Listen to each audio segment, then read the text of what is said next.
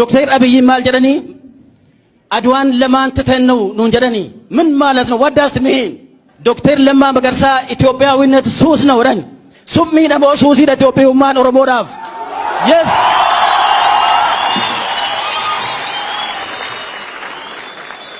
ani namootani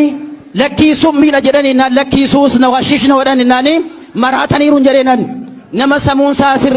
oromoo ta'e obbo Lammaa Magarsaadha seenaa impaayera kanaa ni beeka deema namanan tarii immoo hin beekan yoo ta'e waan biraa ta'uu danda'a beeku jedheen amana akkamiin suusii ta'uu danda'a is it diplomatic approach haasaa dippiloomaasii jedheen shakkee ture dhaloota ola deemaa dargaggoota goggorsuudhaaf jecha isaan fayyadamanidha summiidha malee suusii ta'uu hin danda'u yes keessatti salphanne keessatti maqaa dhuunfaatiif maqaa sabaa dhabne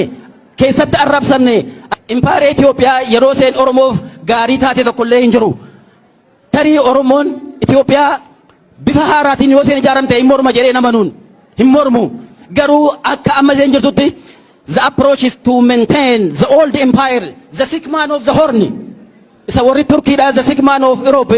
jedhani Ottoman Turkish Empire dhaan the sick man of the horn maaliif suphuuf adeemta Jawaar Mohammed la why maaliif it should be dismantled yes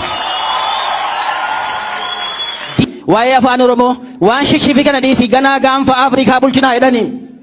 akkamittiin ta'uu danda'a gaanfa Afrikaa Oromoon mana seeyyuun sirreeffanne let us first arrange our home mana keenya jalqabaa sirreeffannu sana booda biyya ollaatiif ta'uu dandeenya jalqaba ishuu Oromoo haasa'uun nurra jira it is jecha faranjii tokkoon isinii kaasa kana isaan kun wallaalanii jechuu qoomtan yeroo kana kaasuu jarri asirra jiran kun hundillee ni beeku Ben Johnson jedhama it is such a high a time when everybody stands under the eave of his house and sings what he pleases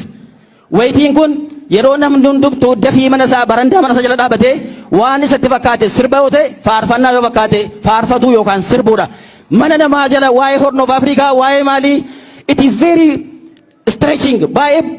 waan fagoo waan hiixataa Oromoo dogoggorsuudhaaf siistama fayyadamamaa jirudha siistamni kun maaliif jennaan chaartara AU yookiin the former OAU 1964 magaalaa Kaayirootti murteeffamee ni beeknaaniin maal jedhanii murteessanii we maintain respect the colonial boundary jedhan Oromoon Keeniyaa keessa jira moo hin jiru Moyaalee Keeniyaatii hanga Naayiroobitti naannoo kiiloomeetirii 500 Oromoo duwwaa jira Oromoo Booranaa ofitti dabaluu dandeenyaare we can't Tanzaaniyaa keessa Oromoon jiraachuu danda'a jiraan Ugaandaa ni jiruun warri tiksee jedhaman jara sana kileemii gochuu dandeenyaarra how on earth akkamitti hin dandeenyu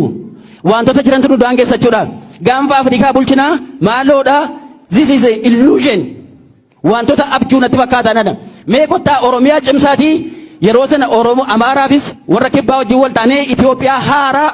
ijaaruu yeroo kana dandeenyaa jedheen amanaan warri impaayericha leellisanii ji'oogiraafik federalizimii isa jedhamu nurratti hundeessuudhaaf halkanii guyyaa hojjetaa jiru dookumentii dargiin hojjete baasanii nurratti lallabaa jiru.